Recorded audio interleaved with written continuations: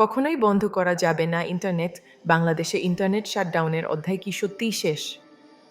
গতকাল ২-৪ ডিসেম্বর উপদেষ্টা পরিষদ অনুমোদন দিয়েছে বাংলাদেশ টেলিযোগাযোগ অধ্যাদেশ ২০২৫।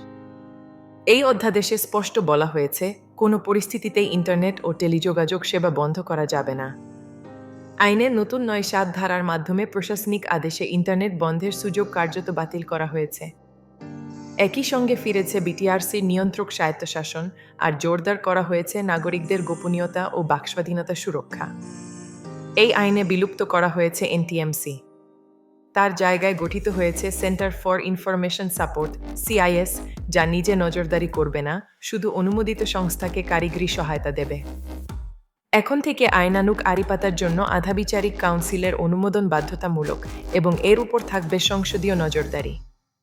সরকার বলছে এই সংস্কারের লক্ষ্য মানবাধিকার মানদণ্ড নিশ্চিত করা, স্বচ্ছতা বাড়ানো এবং টেলিযোগাযোগ খাতে বিনিয়োগ বান্ধব পরিবেশ তৈরি করা।